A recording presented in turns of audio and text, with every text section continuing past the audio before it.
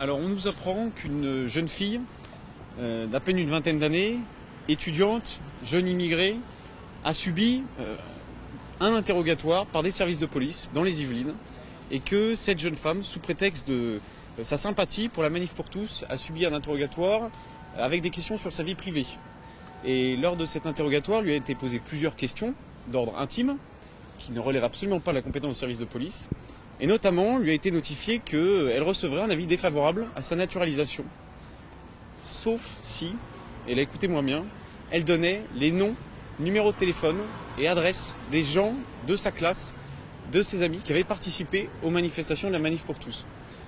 Aujourd'hui, la Manif pour tous veut réaffirmer son soutien le plus total à cette jeune fille, victime de l'instrumentalisation des services de police par la classe politique.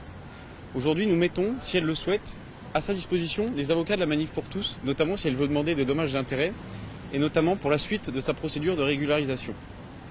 Aujourd'hui, ce sont des méthodes qui sont extrêmement choquantes et qui ne sont pas dignes ni du pays des droits de l'homme, ni de la France terre d'accueil.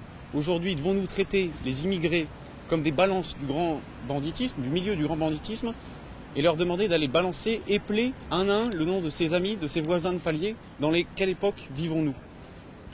Aujourd'hui, la Manif pour tous, bien sûr, est extrêmement choquée de ces méthodes. Ce n'est pas la première fois que nous les subissons, et c'est pour ça que nous ne sommes pas surpris ni étonnés. Aujourd'hui, il y a une question que je vais poser très clairement au ministère de l'Intérieur. Qu'en est-il des filatures, c'est-à-dire des surveillances discrètes dont les porte-paroles et les dirigeants de la Manif pour tous font l'objet? Qu'en est-il des écoutes téléphoniques que nous subissons? Qu'en est-il? Aujourd'hui, cette affaire-là prouve une nouvelle fois, c'est la preuve que nous attendons depuis un an, que des services, parallèles ou non du ministère de l'Intérieur, cherchent à espionner les moindres faits et gestes de la Manif pour tous en utilisant notamment ces fichiers. Aujourd'hui, c'est la raison pour laquelle le service juridique, les avocats de la Manif pour tous étudient les possibilités d'attaquer l'État en justice sur cette affaire.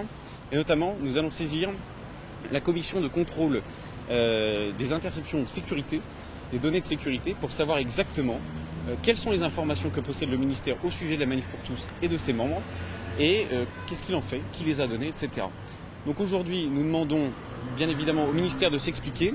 Il est très bien d'avoir saisi l'inspection générale des services, et nous nous en félicitons. Néanmoins, l'urgence avec laquelle cette saisine a été faite prouve bien que le ministère est dans l'embarras.